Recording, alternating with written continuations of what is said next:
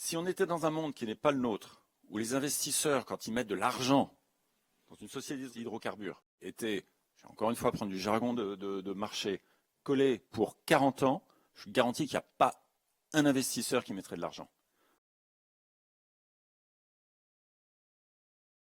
À partir du moment où on fabrique un ETF pour les gens qui ne seraient pas spécialistes, c'est un instrument financier qui permet de rentrer et de sortir très vite des marchés financiers.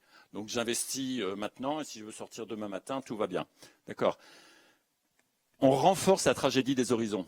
Pourquoi? Parce qu'il y a la logique de, puisque j'ai un problème de passagers clandestins, la liquidité des marchés financiers et un ETF, c'est quelque chose qui permet d'être très liquide. D'accord.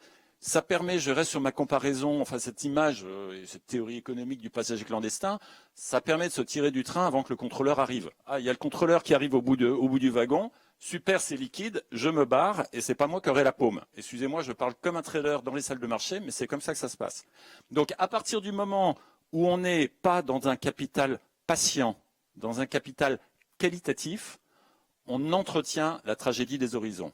Et je le redis, et pas pour être poli, que je suis pas plus malin que les autres parce que le système est bâti comme ça. Donc si j'ai un très gros business à gérer, c'est pas simple de gérer un très gros business parce que le monde il est ce qu'il est. Mais en même temps, tant qu'on n'aura pas construit un système financier où le gérant, l'investisseur, il fait une analyse qualitative de ses projets, il regarde si l'impact réel de l'entreprise d'un point de vue E, S et G, on n'arrivera pas à vraiment avoir un impact par la finance.